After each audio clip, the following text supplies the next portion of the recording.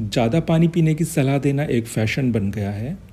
ज़्यादा से ज़्यादा पानी पीने की सलाह कई लोगों द्वारा हमें निरंतर दी जाती है और हम भी बिना सोचे समझे फॉर एडिशनल हेल्थ बेनिफिट जैसे ग्लोइंग स्किन, मसल्स ग्रोथ और ओवरऑल हेल्थ के लिए ज़्यादा से ज़्यादा पानी कंज्यूम करने की कोशिश करते हैं।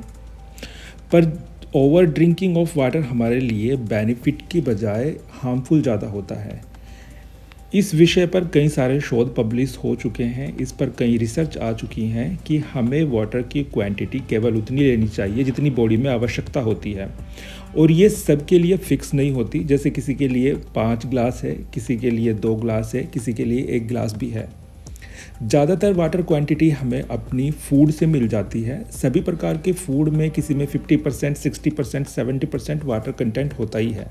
तो वाटर हमें अपने सॉलिड फूड से भी मिल जाता है।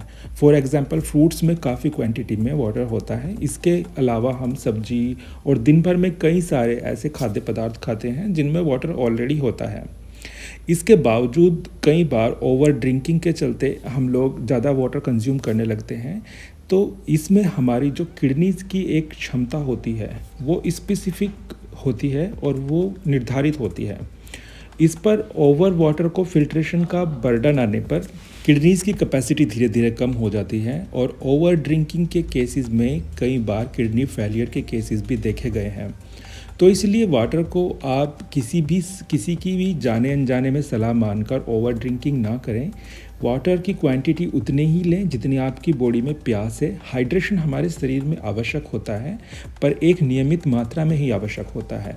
आप दिन भर में बहुत सारी लिक्विड डाइट, चाय, दूध, ऐसे प्रकार की कई और डाइट लेते हो जिन्हें लेने के बावजूद बहुत कम पानी की मात्रा आपके शरीर को रिक्वायरमेंट होती है।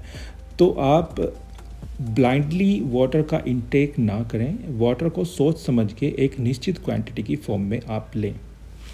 ये जानकर आपको हैरानी हो सकती है कि किडनी फेलियर के ज़्यादातर केस हाइपरटेंशन के अलावा ओवर ड्रिंकिंग से जुड़े होते हैं, जिनमें ओवर ड्रिंकिंग केवल वाटर की नहीं, अल्कोहलिज्म भी है।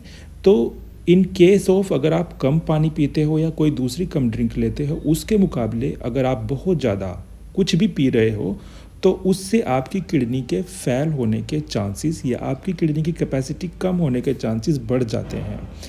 इसी में एडिशनली अगर आपकी किडनी से आपके शरीर से महत्वपूर्ण एलिमेंट्स बाहर जा रहे हैं, प्रोटीन बाहर जा रहा है, तो भी उसकी मात्रा अगर आप पानी ज़्यादा पी रहे हैं तो वो ज़्यादा बढ़ जाती है, तो वह आपके शरीर से बाहर जाने लगता है।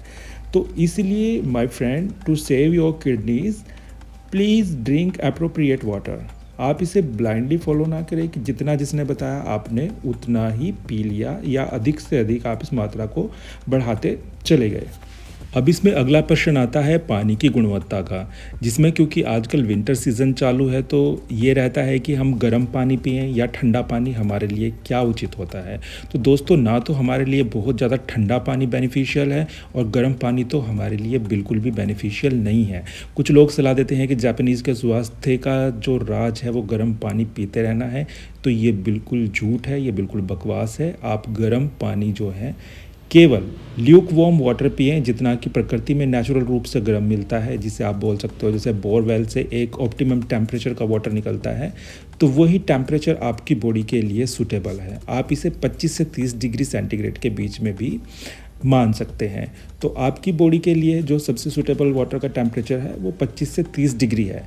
इसके ऊपर आप लगभग 40 डिग्री तक गुनगुना पानी भी ले सकते हैं। इन केस अगर आपके गले में थोड़ा खराश है या आपको कुछ दूसरी प्रॉब्लम है तो ये पानी भी आप जो है पी सकते हैं।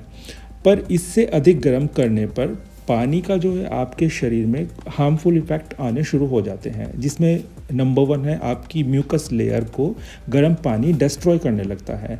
तो वो धीरे धीरे आपकी म्यूकस जो लेयर होती है वो आपके इंटेस्टाइन में होती है, स्टमक में होती है, वो मेल्ट होने लगती है। तो उसे प्रिवेंट करने के लिए आपको बहुत ज़्यादा गर्म पानी नहीं पीना चाहिए।